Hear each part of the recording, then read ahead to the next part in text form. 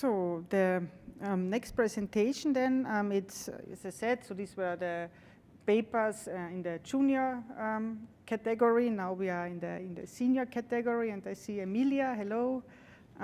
So yes, can start. It's yeah, about the diversity in music recommender systems. Okay.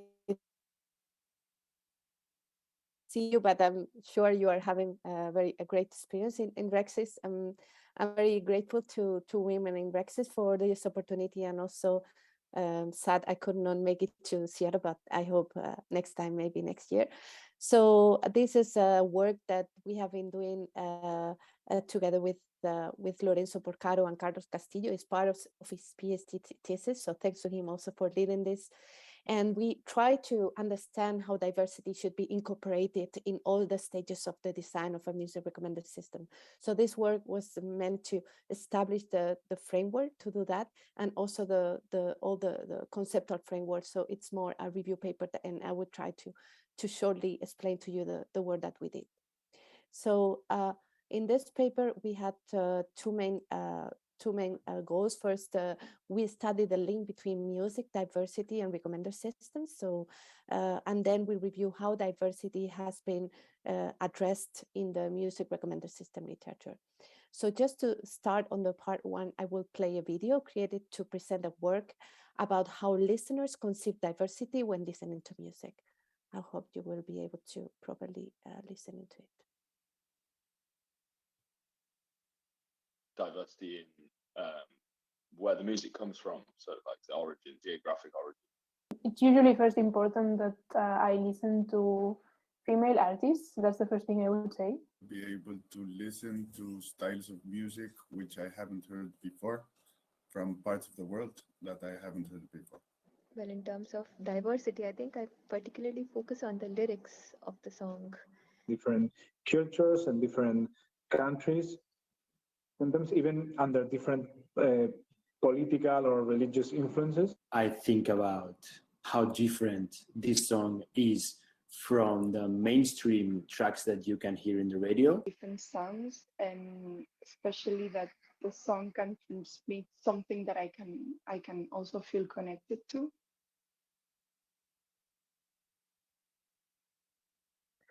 Okay, so as you have heard, there is not any unique answer to the question of diversity. Diversity is associated to differences, but in fact, the first obstacle that we had to deal with when approaching this topic was, what are we referring to when talking about diversity in music recommender systems research?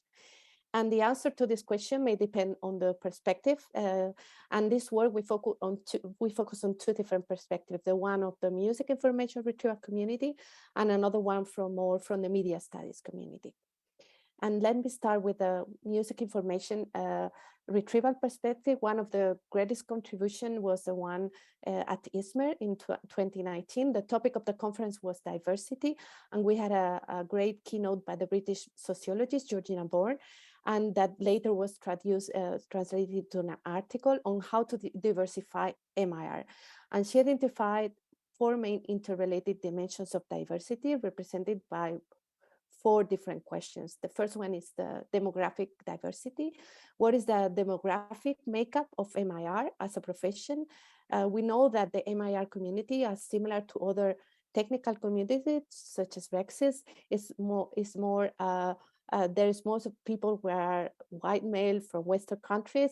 Hopefully, thanks to initiatives like Women in RecSys, we will have a more diverse scenario also in the actual one. So this is the first component of diversity that we look at. The second one is more the cultural diversity, whose music and which music gets to be the focus of MIR's influential scientific practices. Another aspect, not secret, is that most scientific research has been focusing on Western music, popular and mainstream music, and cultural diversity is now a topic of research and also very active in the community. The third question that we may have when approaching diversity is methodological diversity. For instance, how can MIR equip itself with epistemologies and ontologies of music responsive to a greater diversity of musical cultures? And the fourth one is more about the goal.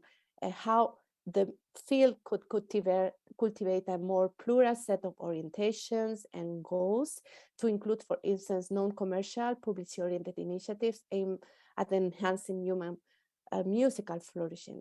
This question is particularly relevant in a research area like recommender systems, where there's, for instance, in music, the streaming industry has a great interest in making this system work according to their goals, so also influencing the research direction and the topics of interest. So these four questions give you a little bit the guideline from the music technology perspective, which can be applied also to recommender systems. Let me now move to the second perspective that we study, is the media perspective.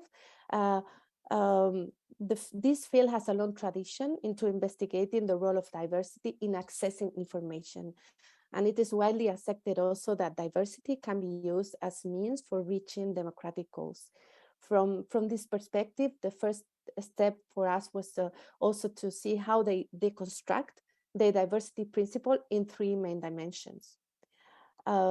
The first one is source diversity, the diversity of who provides the information. In the case of music recommendations, for instance, the artists and the record labels. The second one is the content diversity, describe how information itself is diverse. For instance, in the case of music, the number of tracks or the albums that are present in the music recommender systems. And the third, the exposure diversity, refers to the information in which people interact in contrast to the overall information present in the system. And as you may imagine, the concept of exposure diversity is central when analyzing recommender systems, because it is the one that can be mediated and manipulated by the algorithm. Then we need to clarify also what the goal is for providing diverse information. And generally speaking, we want to create a system that helps people make diverse choices. However, we can do it based on different perspectives. Under an individual autonomy perspective, we want to give to the listeners a tool to exploit their already existing interests. For instance, if we like, I like 70% of classical music and 30% of rock music, the system should diversify recommendations following similar properties.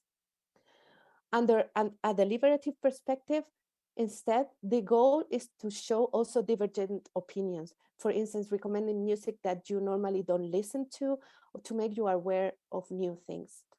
And finally, under the adversarial perspective, this focuses more on underrepresented opinions, which in the case of music could mean tracks from subcultures or non-mainstream popular music. The last lesson we can learn from the media studies is the impact that algorithms may have on our society, including these examples of the negative effects of the lack of diversity in information access. This field is not much explored. It's started to be explored in the music recommender system community, among which, for instance, the popularity bias and the gender bias are possibly the most studied ones. So the second part of our study, let's move now, and we see in practice how a few examples on how diversity has been incorporated in the music recommender system literature. Before doing that, let's first try to understand how the systems work. Of course, the system work are not different to other music recommender system domain when there is the interaction between users and items, and they are the main core topic. But if we look, for instance, at the music domain and the semiology of music, which study the complexity behind the musical communication model, and you see here a block diagram of all the different components from musical communication, we see there are two main actors that we need to consider in this. The first one is what we call the poietic domain in this conceptual framework. This is the composer or the creator of the music, and we can link it to the item side in the recommender system vocabulary. And then we have second, the listener, which is what we would call the aesthetic domain. And this is more the perception and the consumption side, and we can link it, of course, to the user side. So several efforts have been done in the item side to incorporate diversity into, or to study diversity in recommender systems. For instance, there is some work on the measuring diversity of the items in with which user interact. For instance, trying to see the number of different tracks, their different genres, musical genres, and also trying to measure the distance between them, and also considering diversity, for instance, as the distance between item vectors in a user item matrix factorization space. So these are different approaches that are very limited because they measure item diversity only connected to user behavior. And they focus, of course, on exposure diversity. We have seen that there's more aspects of diversity. For instance, content and source diversity, they are considering in some other research centered on music lists where the user is completely left aside. And also grouping users by the diversity of the items that they listen to neglects many other aspects of the user we should consider also in our framework. So then understanding music listeners is a hard problem. It's the subject of a study of the music psychology field, and the literature in music recommender systems oriented has identified, for instance, personality traits, personal values, and musical sophistication as aspects related to the need or diversity in the recommendation. But an important outcome of these studies is that there is a difference between the diversity that we can extract by item information, by metric-based diversity, and the perceived diversity that we have seen in the video that people understand when they look at diversity. In addition, of course, music, you have to consider also collective aspects of diversity because people rely to social groups, and this has been fairly and very few studies focusing on this collective diversity. For instance, there is a lot of studies that try to get, for instance, information about that, but there is few data available, for instance, on demographics. There is some country analysis, but this country is a limitation about people or personal taste. And also there has been some effort on socioeconomic factors, which we call sociological informed analysis. So just to conclude the talk, and this was a summary of our work, we tried to build this conceptual framework about music recommender systems diversity in order to identify where do we need to integrate diversity evaluation and design in the whole context of the design of a music recommender system. As you said, there is a lot of work to do and a lot of research, interesting research questions. For instance, we have addressed perceived diversity as one of the topics that needs to be more integrated into our systems. And just to conclude, of course, if you are not convinced yet of working on diversity by design, those at least who study music should be concerned about the loss of diversity for the same reason that biologists worry about the loss of biodiversity. We don't yet know what the loss will mean, but we don't know that the loss will be irreversible. So there will be a long-term impact on people and how they listen to music. Thanks a lot for listening, and I hope you enjoy the talk.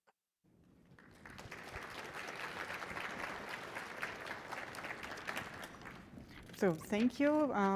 Good that the connection was so stable. And Yes. yeah, are there any questions in the audience? So then please come to the microphone. In the chat, I do not see a question right now. But so I would be interested. So you said this you started this work in 2019. And so now there was this COVID pandemic, like kind of started briefly afterwards. How does this impact kind of the music listening behavior or this diversity? Is there any?